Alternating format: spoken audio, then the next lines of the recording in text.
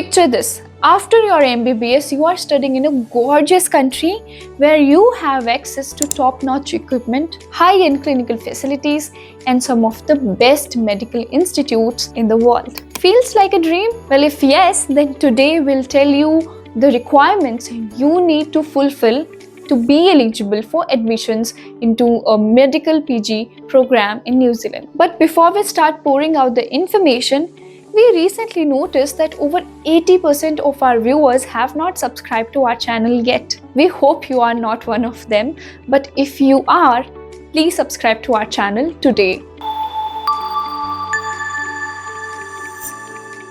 Now, let me begin by answering a common question here. Why is medical PG in New Zealand a good decision for your career advancement? Well, New Zealand offers world-class medical education and clinical training with a work-life balance that's hard to beat. Medical PGs in New Zealand are globally recognized, so once you have completed your program, you'll have a strong career prospects not just in the New Zealand but internationally. Moreover, if you wish to continue your medical practice in New Zealand, it would bring a whole lot of benefits to your life and career. Now let's understand what prerequisites you need to meet in order to be eligible to pursue medical PG in New Zealand. So first of all, let me tell you that the pathway to postgraduate training is available only if you meet one of the following conditions. Number 1, you are sponsored by a country or organization that you will return to after the training. Number 2, you are controlled in a recognized vocational training program in your home country. Number 3, you hold a postgraduate qualification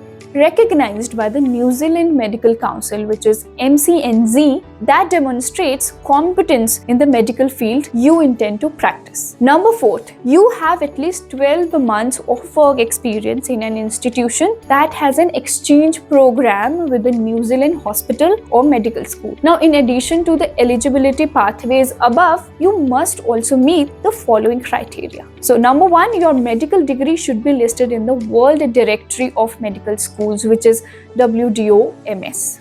Number 2, you must have a confirmed offer of job or employment in New Zealand for a fellowship or training role. Number 3, you must have practiced in your home country for at least 1 year immediately prior to the application. Number 4, you should possess a job offer in your home country for after you complete your training in New Zealand with documentation as a proof. Number 5, you need to fulfill the MCNZ's English language requirements to ensure you can effectively communicate in a medical setting. Now, apart from this, there are some additional requirements as well, which are directed by the Medical Council of New Zealand that you must fulfill. And these include, so number 1, employer approval. For hospitals, approval must come from the hospital's chief medical officer or delegate, confirming that your role is primarily for training.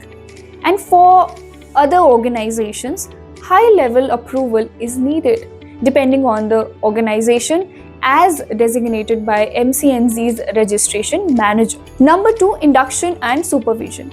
So your superior must provide an extensive induction and supervision plan covering your orientation to New Zealand's healthcare system. Number 3 is funding. Your employer must confirm that your training won't be funded by Health Workforce New Zealand's investment relationship and purchasing arm. Okay, so number 4 is night duty and relief attachment. So firstly, for the night duty, you won't participate in night cover during your first 3 months and only if deemed safe after that period. While for the relief attachments, so these are only permitted if your training is in a cardiothoracic surgical unit. Now coming to number 5, which is training ratios. So postgraduate trainees with a special purpose, scope of practice cannot exceed a 1:3 ratio within any service area. Number 6 is training activities. So you must participate in at least 2 hours of weekly teaching sessions and attend relevant tutorials and grand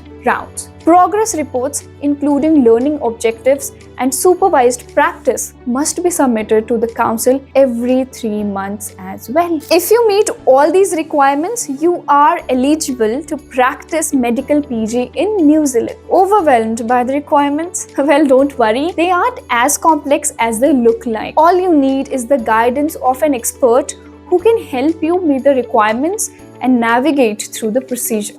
Visit Academically.com to learn about the best career advancement opportunities as a doctor by talking to experts. Okay, so that was all for today. We hope this information will be a great starting point for your career advancement journey. Get in touch with us today if you need any assistance in your way forward. Thanks for watching. I'll see you soon. Bye-bye.